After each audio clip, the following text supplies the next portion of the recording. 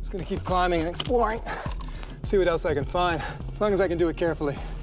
You don't just scale these things quickly and snap an ankle or go flying off it, because that turns a straight survival situation into a real emergency.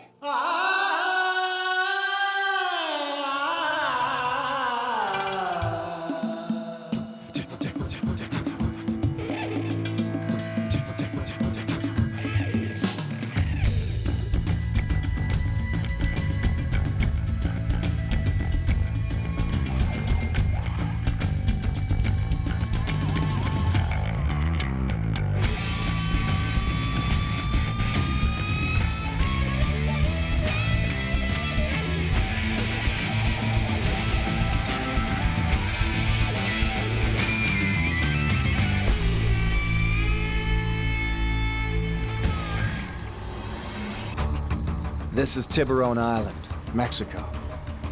And after being left to survive aboard a disabled sailboat, I was able to fashion a shelter of the ripped sail, dig for clams in a protected lagoon area close by, and even make a small supply of fresh water by distilling salt water.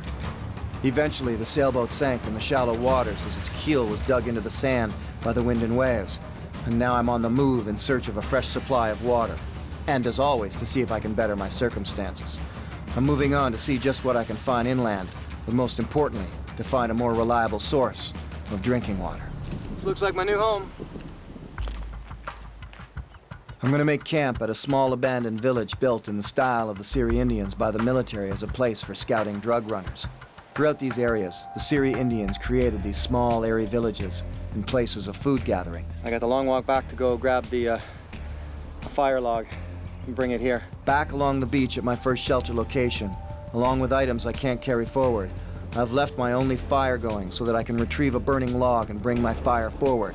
A necessary job since I have no matches or lighter. Still going. I still have 5 more days to survive in the heat of the Mexican desert.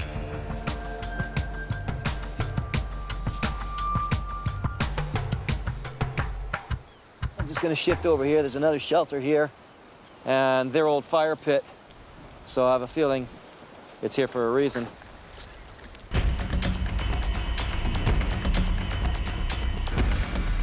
The wind is just, as you can see, picked up intensely. I mean, it's even blowing seaweed across the beach now. Wind like this works in a convection sense. It just sucks the moisture right out of your body constantly. That's why it's better for me to keep this shirt on, even if I'm a bit hot, to stop the wind from constantly sucking moisture out of my body.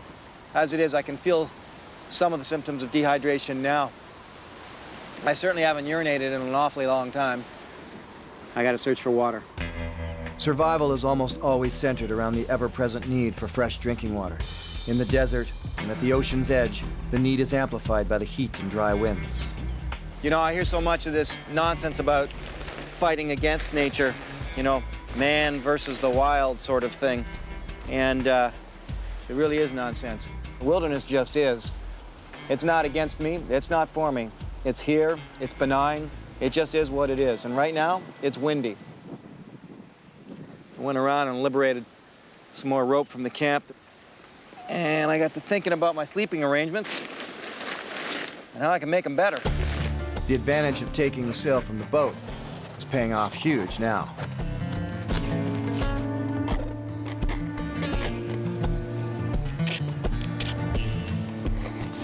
Okay, you can see this is gonna take a while, so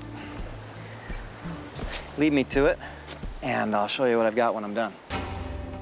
This is one of those times where a little bit of simple acquired skill sets, like how to sew, can really pay off in a survival situation. I think I did it. Made myself, essentially, a bivvy sack.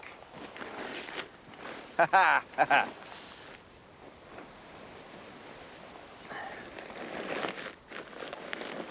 Look at that. That's gonna work. Sweet. I've carried with me a small supply of fresh clams dug out of the sand at my last shelter location. Time to chow down on clam. Maybe that's where the name clam chowder came from. I probably shouldn't be eating because it's lack of water, but I'm hungry. And the clams are the one thing that's easy and plentiful. Clams are also salty, increasing my need for more fresh water. and it was good.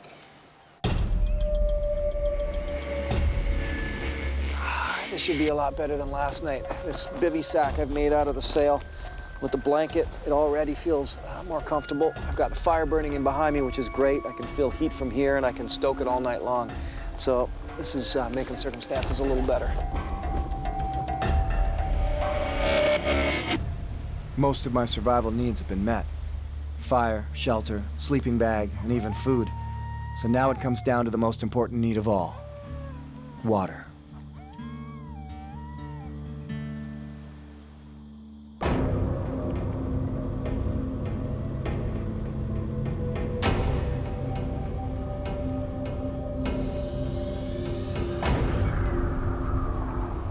I was thinking that on first sunlight I would get up and make my move into the hills, and then I realized that, well, I'm gonna need more food. I'm gonna take food in with me just in case there's nothing in there. I don't know what I'll find once I get in there. Tide is just going down nicely right now, so it makes walking easy. I'm gonna walk back to the estuary, check the ocean along the way for anything that might have come in overnight, any more squid. It'll also give me one more day for these blisters to heal, because they're still not so good. Sometimes in survival, I find myself in the center of a competition for food sources, water, and even shelter.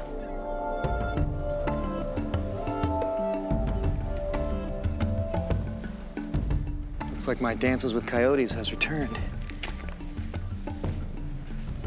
Just hunting the shoreline looking for a meal, just like me. Survival for the coyote in a desert place like this mirrors my own. We both just want the same things: food, water, and shelter. As always in a survival situation, the land is the grocery store. So I'm heading back to the grocery store. There's no harm in checking out these tide pools close to camp. You never know what you're gonna find unless you go exploring. Nice. There's another food source here. This guy right here, called limpets. There we go. There he is. This guy is a tasty morsel, and I don't have to bother cooking them either. Just basically liberate them and eat.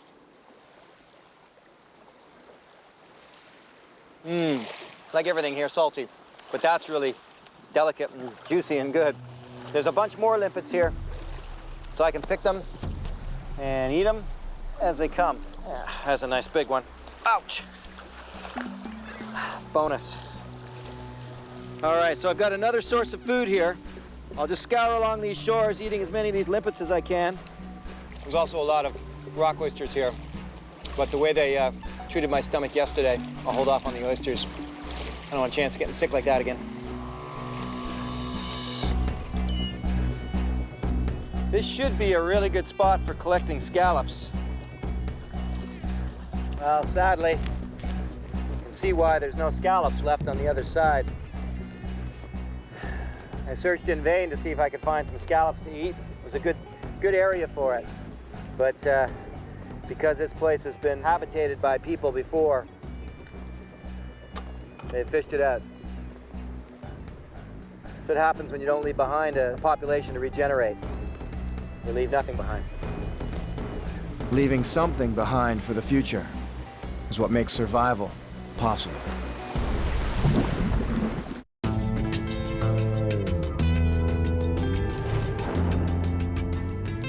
So while I was out clamming, I went back to my old survival site and I grabbed the water still. Thought I'd put it back in action. It can make me up to a pint a day.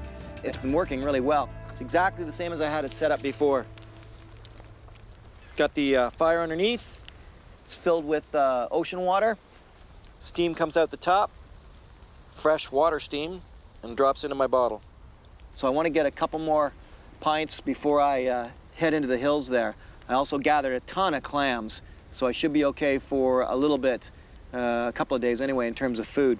Last thing is just these blisters on my heels. Waiting out one more day here, I'll give them just a chance to just get a little bit more healed over, hopefully. And so I'm gonna stay here tonight and head in tomorrow. My movements Every movement is usually dictated by the weather or the time of day. I want to make my move here during the cooler morning hours before the sun becomes intense overhead, making travel arduous. Water, or at least the need for it, is my motivation.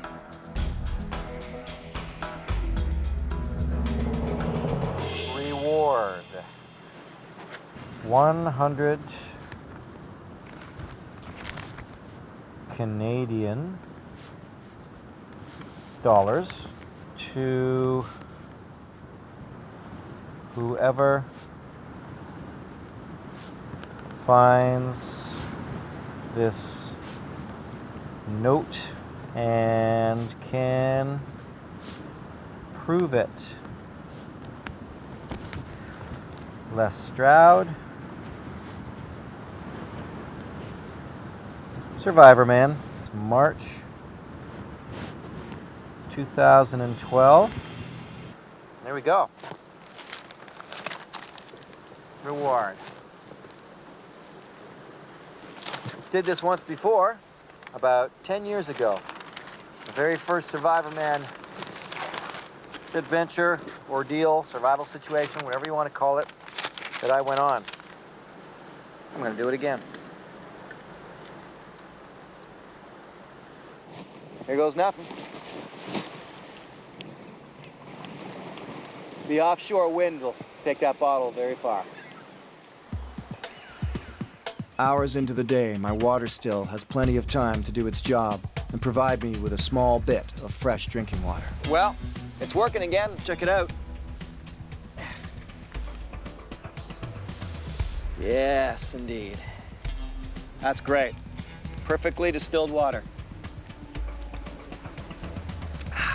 There's some copper flakes in there, but that's all right. I'll take those. The water I've made is indeed a great help, but it's no longer enough, and if I don't make a move, I'll start to slowly dehydrate. I've collected some more clams to give me nutrition and a small bit of energy. I've also grabbed a few pieces of beach junk, a tin bottle, and some plastic bottles for my travel kit. So with some rest, I can make my way into the hills tomorrow. Well, the winds are still howling. That's it for another day out here. This is day 6, I think. I'm heading into day 7, and I hope the winds abate throughout the night. I'm going to crawl into my bivvy sack. I'll let the water still keep working throughout the night. It's making me good water. And then I'm going to head into the valley, into the rocks, where I know there's drinking water, there's springs. I don't know if there's any food, though. That's going to be the tough part. Into the land of the coyotes.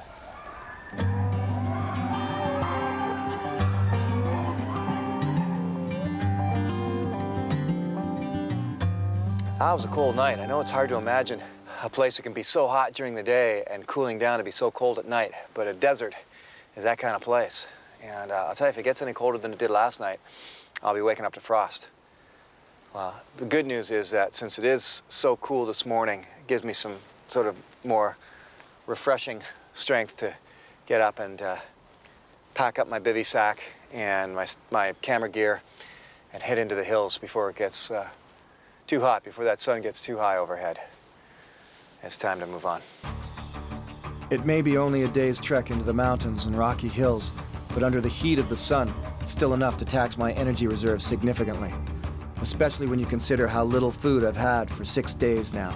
And if I don't find water, it'll all be for nothing. I was almost getting ready to leave, and I was trying to think, okay, how am I going to carry the fire now? I've got no more matches, so how do I get the fire into where I've got to go? So how can I carry this fire? And then all of a sudden it occurred to me, hang on a second, I still have, from when I was on the sailboat, 3 of these babies left.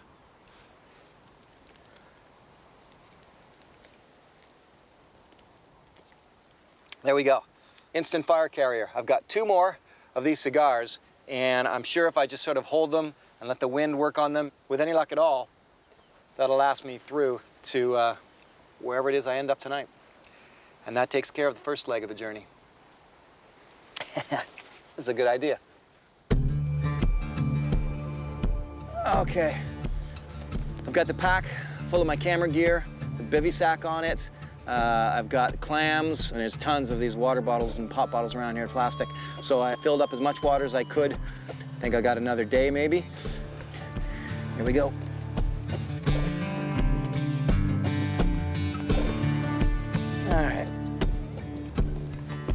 something important right now. There's something bothering me just on the bottom side of my foot. It's always critical in a long hike to get rid of any hot spots or anything that's going to bother your feet as you go, or it just can wreak havoc later. You know the old saying, it's not the desert that'll stop you, it's the grain of sand in your shoe.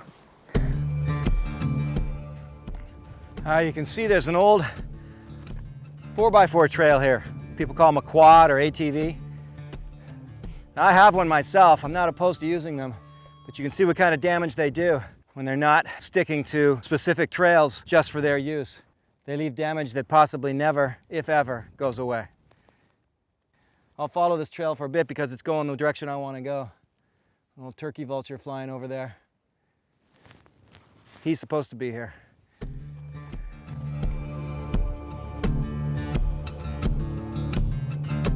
Days into surviving on a desert island off the coast of Mexico, my search has turned to primarily finding water. There was plenty of food to gather on the ocean coast, but my trek will take me inland now, where I hope to find small pockets of rainwater caught in the smooth rocks of the desert.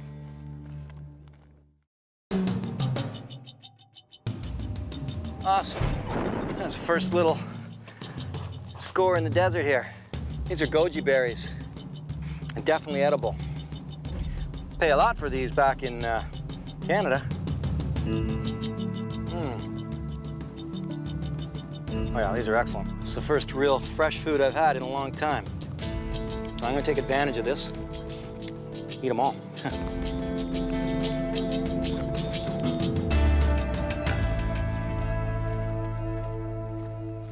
All right, now this little plant here would have been good to have had early on my week because it's a healing plant, and a poultice of this, or if I were to put this in boiling water and steep it, and just steep it for a long time, even just hot water, and then put my foot in that, it would have been extremely healing for my blisters. It's been nicknamed governess. I think I'll scoop some up with me now just in case. This plant here is well, I don't know its real name, but I'm just going to call it sort of a desert lavender. Ah, smells fantastic. It's, I'm not sure if it's got any sort of medicinal properties to it or nutrients, but I do know that added to water makes the water nice and flavorful, kind of like an herbal tea. I've got my 1 tin water bottle that I can add this to, and I can add this to the cold water as well, but if I want to actually heat up water and make some tea, I can. So it's a little bit of, as I say, I'm going to call it desert lavender. Oh, smells fantastic. Just makes any of the water I get more palatable. And once I get into the mountains, I don't know what kind of water I'm going to find, so it's good that I've got the tin water bottle just in case I need to boil water. This is great.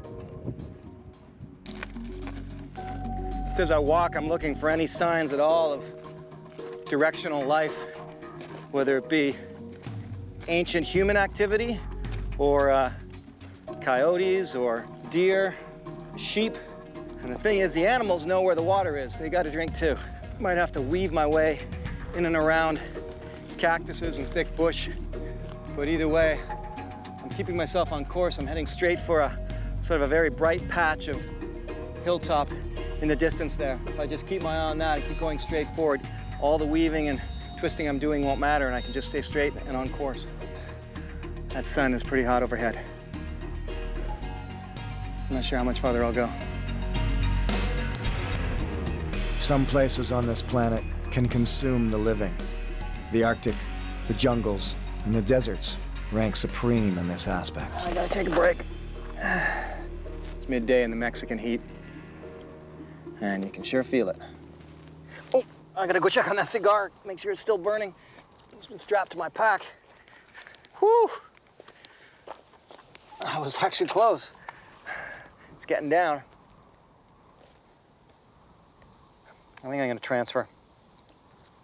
I think it's gotta be one of the most unique methods of fire carrying I've ever done.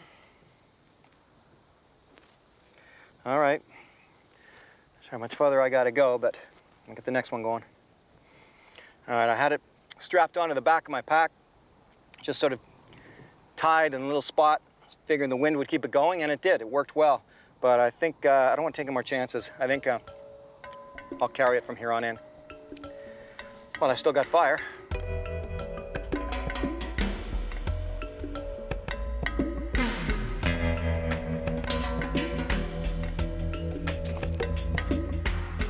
Problem with holding on to the cigar as my fire carrier is I'm always putting it in my mouth, and I actually think I'm burning it down a little quicker. It lasted longer when I just had it sort of strapped to my pack, believe it or not. Had it in a place where it wouldn't burn the pack. So I think I'll just hold on to it, and hopefully it'll get me to where I'm going. Sun's beating down. I don't think I'll go too much farther though. I think I'm gonna call this home. There's a nice big tree here for shade for the next few hours. Lots of firewood. And my feet are really overheating, so I'd like to cool them down. Also, my cigar is starting to get really low and I only have one left. I'm gonna need it to get further in tomorrow. So I'll get the fire going. Has to be home for tonight.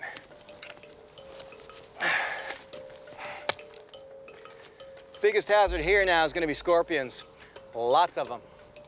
They mostly hide out in the barks of the trees, but they could be under these rocks too, so. There's also rattlesnakes. And here, it's a peculiar kind of, it's a rattlesnake without a rattle. Oh, what do we got here? And spiders. Black widow spiders is the other concern. Lots of them here too. I don't know what all these spiders are, but I'm gonna treat every single one of them as if it's a brown recluse or a black widow. Even in the dry, hot desert, proper preparation for fire starting is still vital to success. Probably only gonna get this one chance at a fire, so I'm gonna take my time and make sure I get it right. Yeah, I'm just wondering if this bandana. Hey, there we go. 100% cotton. So my bandana is 100% cotton. That's a really good thing, because I'm gonna make use of it. Just use enough so I can still wear it. What I wanna do is I wanna rough it up, break up the fibers so that it's somehow kind of fluffy. I've looked around the desert here and I'm just not seeing anything fluffy. Lots of pointy and prickly and stabby things, but nothing fluffy. Yeah, there we go. Just breaking up these fibers nicely, just so I could pull them apart with my fingers if I wanted to. A lot of vultures flying overhead. That's not a good sign. I'll start off with this small piece, see if I can do it. Hopefully that'll do the trick.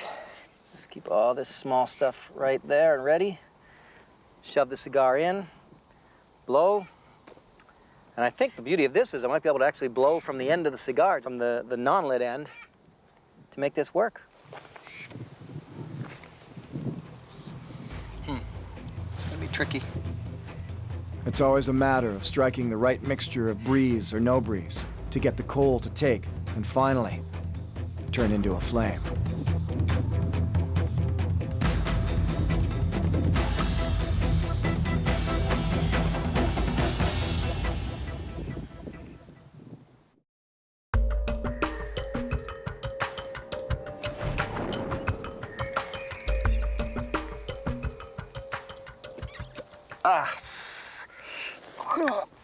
Come on, come on. Hey. Okay. Yeah. Right little shot of wind at the right time, and poof, off she goes. I got fire. Courtesy of my brand new patented fire carrier. Awesome. All right. Now that I've got the fire going, that's a huge bonus. Wait out the day, and most importantly, start to conserve my energy, conserve my water that's in my body, try not to drink too much because I don't have that much. And if I feel I can stomach it, I'll eat some clams tonight. For now, I gotta wait out the heat of the day. Oh, that's better. With the fire lit now, I can save burning up any more of my cigar and keep it for more fire carrying tomorrow. This whole area here is just rich in artifacts. All the clam shells, they're brought here by humans and eaten. This is a campsite from the Searing Nation. Who knows how old? Hundreds of years, thousands of years. Pottery shards everywhere. There's a piece right there. Look at that. It's got, you can still see the burn on it from the fire hardening. It's a good sign for me that people have survived here before, because I'm surviving here. And it means that I'm on the right path too. They would have always taken the path of least resistance, always camped in areas that were good for human beings. It's just what we do. Rich in history and rich in artifacts. See, now I take a look at a log like this. I could put it on the fire, but it's probably swimming with scorpions, so why scatter those scorpions right by where I'm gonna be sleeping when I don't have to, because there's so much other firewood around. This is classic scorpion homeland here. This is probably a veritable scorpion condominium here. So if anybody's home, you just stay where you are. Don't come out to get warm by the fire. I've been trying to avoid the scorpions, but I just realized if I can find a couple, then I can find a meal. And this is where they will be if they're anywhere. In wood like this. Man. Even just 1 or 2 scorpions would be a tasty meal.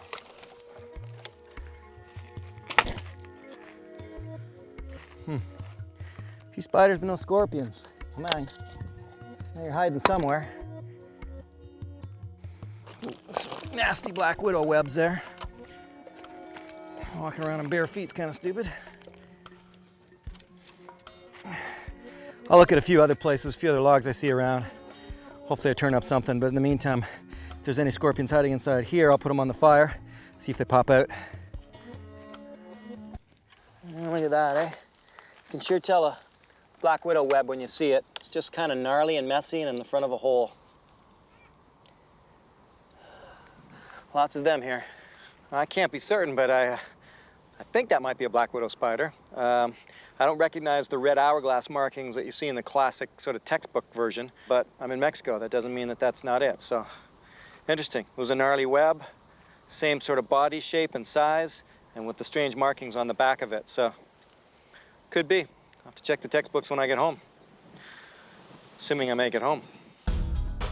I've set up camp in the same area the Seri Indians did for 1,000 years on their way into the mountains for survival. And in doing so, it always leaves me with a sense of awe. Oh, there we go. It's dinner time.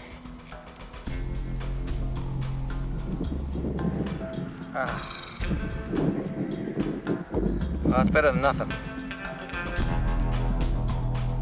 Like the Seri before me, I'll sleep out the night on the flats in the company of coyotes and under the stars of the ancestors, knowing that my quest will take me into the rocky crags of the mountain desert in search of any food sources, shelter, or water that I can find.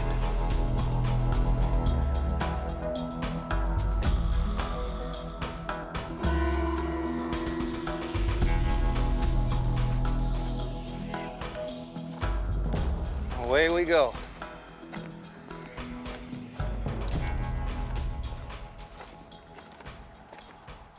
You know, being able to follow a trail is as much intuition as it is common sense.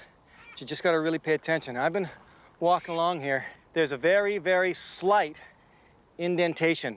It's just a gentle, 1-inch depression here, sculpted along this way here. And that's all I'm following. Sometimes that's all you need, just a little slight recognition of what looks like a place where people or animals would go. And when that happens, I always sort of project, well, where would I go? Where would the animals go? And this trail, whether animal or human, is definitely a trail. Now, if you come up here and check this out, look at, you see all these branches here, they're all broken off. They're broken off all evenly and in line. And they're all broken and sort of flattened down on the trail as well. And it's all leading to where I want to go, so that's a good sign. You see that? So, pick out the trail. It's not always easy. Look, here it gets even better with trails. This is really hard to see, I'm sure, but there's actually a trail that comes up this way and another one that comes in that way, forming a Y or a V, depending on which way you want to look at it. And the Y, the stem of the Y, when trails come together, in the case of animals, almost always points to water. And it's because these animals are coming from throughout different areas and they're all converging in on the same spot. And when I see a Y like that, it's going in that direction, and I see a pronounced trail along here, I know I'm still in the right direction. It's the way I'm heading. Even a rocky desert can offer up supplies along the way. Supplies that may help me out later. I'm just grabbing some of this paper bark here. You never know. I still got the cigar going. It's working well. Has my fire bundle. But when I get there, I don't know what I'm gonna find. So since I'm seeing this paper bark here along the way, it's prudent to grab some now, just so I've got some good light fire starter when I get there.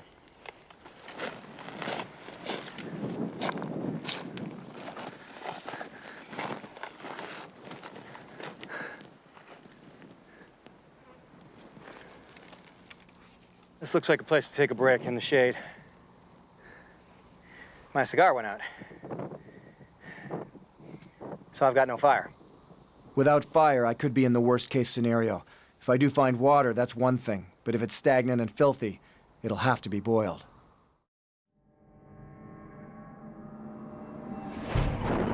I was on the search for water, and now find myself without fire, too. So I have two survival priorities, water and fire. Without water, I'll dehydrate fast and be forced to do a march back out to the ocean coast to try to make small drinks of fresh water by using the water still I left behind. Well, there's lots of caves. You can spot them. All sorts of little caves along here. Good shelter from the sun. Don't need it from the rain, but just further up, there's reeds. And reeds are a good indication of water. I don't think I'll go any further.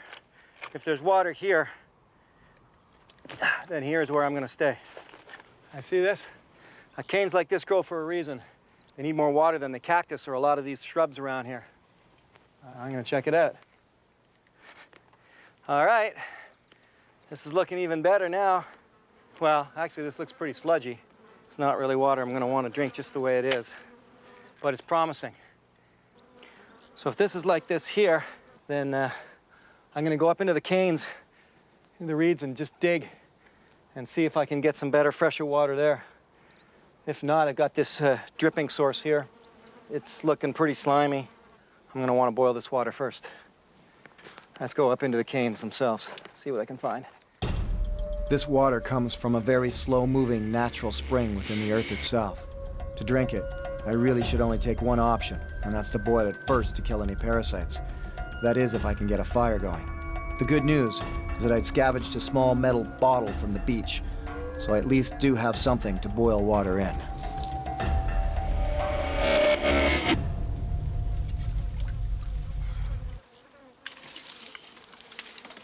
All right, that's a start.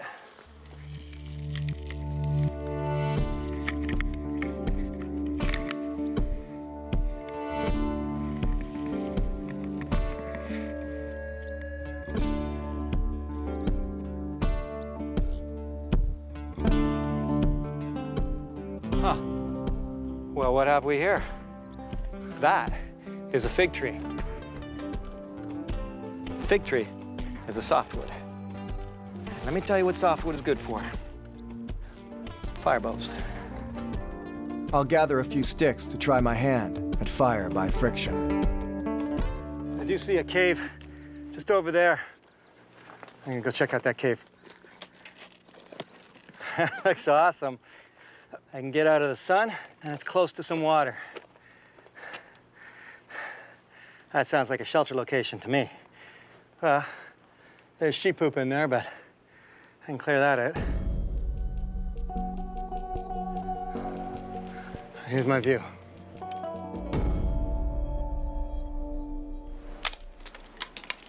Right.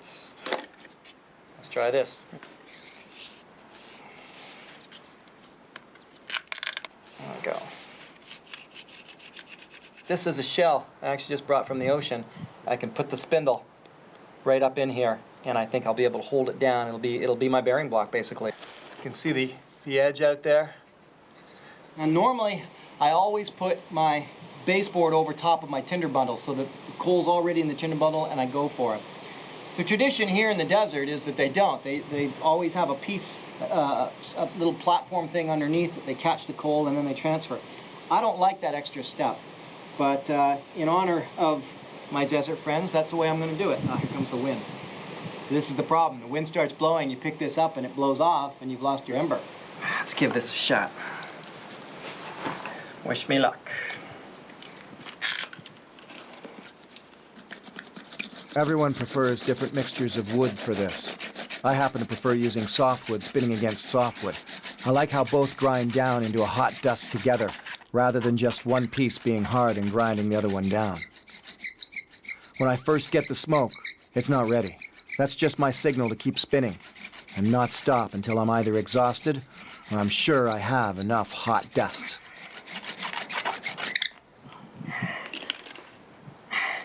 Gotta come off it real careful. Here we go.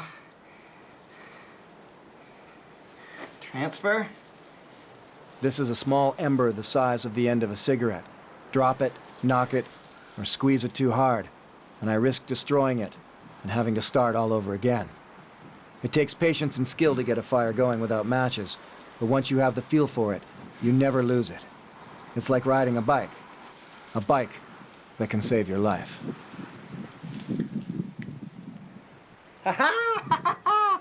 There we go. Whew. Touch and go. Woo! Yeah, that is sweet. Why is that so exciting? Because that means purified water now. And that's how it's done. Home sweet home. Fire, water boiling, good protection from the sun and the heat of the day. Cave is probably, by far, the best survival shelter you can find. You come across a cave, it's brilliant. It saves a lot of energy. And the only thing about the fire in a cave is I'm keeping my fire just outside. There's the thing about heating up rocks a little too quickly. You get the fractures and the rocks come down. And I don't want any of these rocks to come down on me. Okay. It boiled.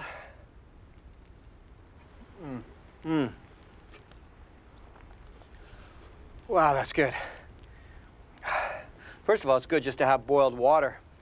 When you're out in a situation like this, you go so long without anything that's ice cold or anything that's nice and steamy hot. So to get boiled water is already a godsend. But just to get water at all in a place like this is a big thing. But I'll go looking further tomorrow to see what else I can find. If there's water here and there's that much of it, there may be more if I go further upstream, so to speak. Start to get the dehydration headaches after a while. And they're never fun. I have fire and some water, but they won't be enough, and I'll need to keep moving to find a better, fresher, and larger supply of water. I'm also geographically too far away from a constant food source. It would seem somewhere in the middle might be the best option.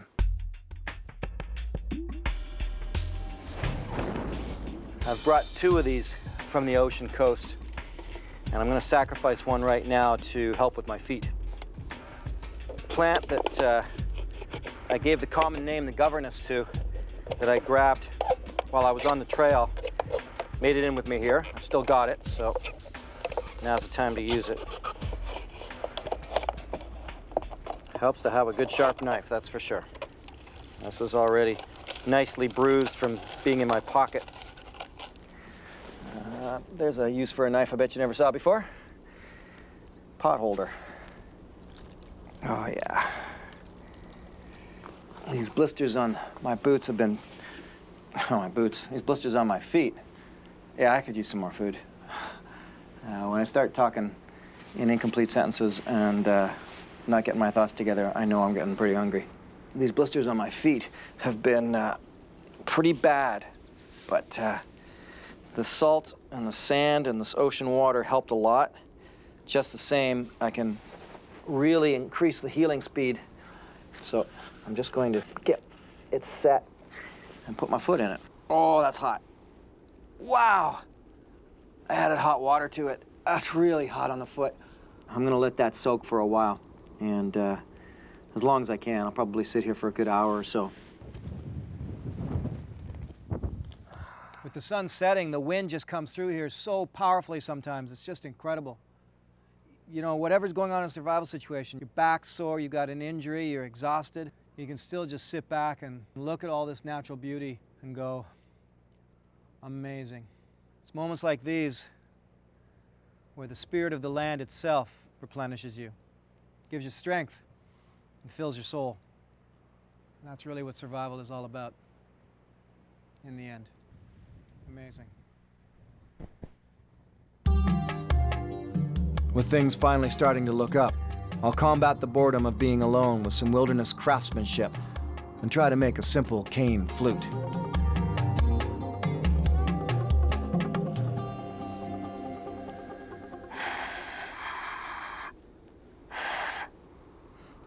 I guess I'm just not a flute maker.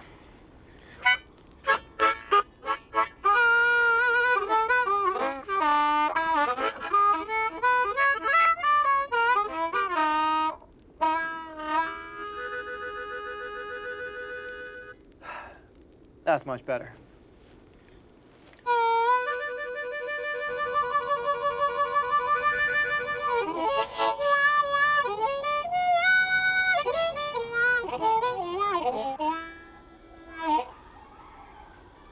Dinner is served.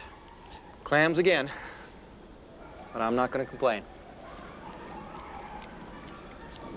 That's the last of my dinners. It's the last of my food. Inasmuch as being out on the ocean coast is too far from a good source of water, being here in the mountains is too far from a constant food source. The estuary is a day's walk away. The best place for me to eventually be has clearly become somewhere in between the mountain water supply and the coastal food supply. Tomorrow, I'll climb the hills a bit in search of opportunities.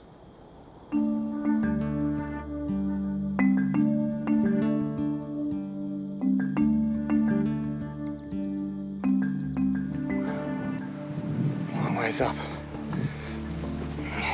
Just gonna keep climbing and exploring, see what else I can find, as long as I can do it carefully. You don't just scale these things quickly and snap an ankle or go flying off it, because that turns a straight survival situation into a real emergency.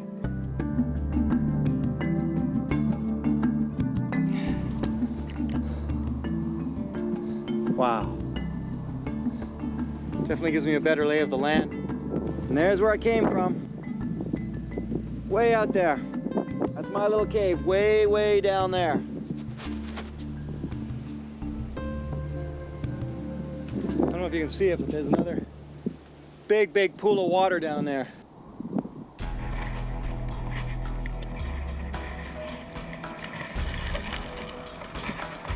If this turns out to be good fresh water I don't need to boil, then I may have found the missing piece to this survival puzzle, a constant supply of fresh water. Because this is enough water to keep me totally refreshed and even fill up my water bottles. And maybe then head back down to the coast where I know the food is. I gotta have a drink. One of the best ways to get this water out of here is actually to get one of those cane reeds and just drink with a straw out of it. The reason that I would drink out of a straw is because I can actually contaminate it with my own germs. So it's best to keep my human hands and face and lips and all that out of the water and let it stay fresh. I know the green sludge doesn't look good, but this is pretty much rain collection. It should be fine. Ah, yeah. There's a green tinge to it, but that's all right. That's gonna be good. Woo! This is beautiful.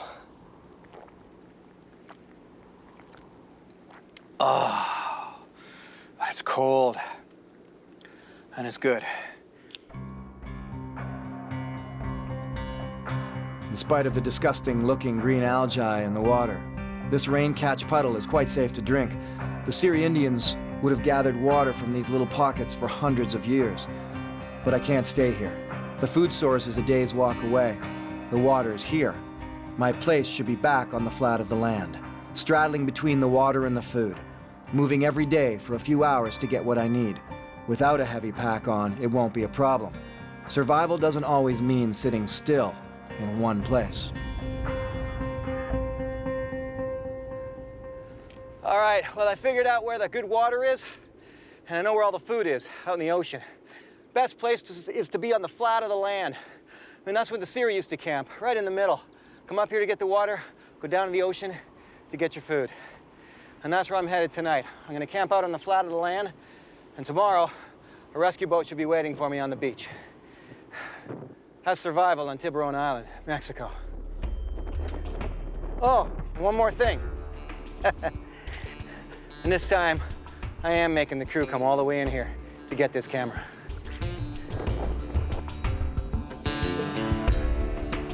Throughout history, humans have struggled to achieve the three basic needs: food, water, and shelter. Today, modern societies employ trucks, trains, and planes that bring our basic needs right to our doorsteps. But it's not always like that, even in these modern times.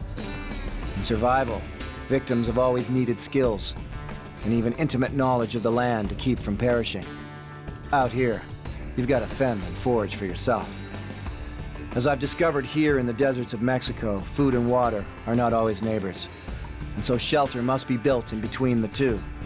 And you've got to undertake a day's journey to eat or drink, but not in the same direction. The peoples of the land have known this since the beginning of human existence. It's a lesson we can't afford to ignore.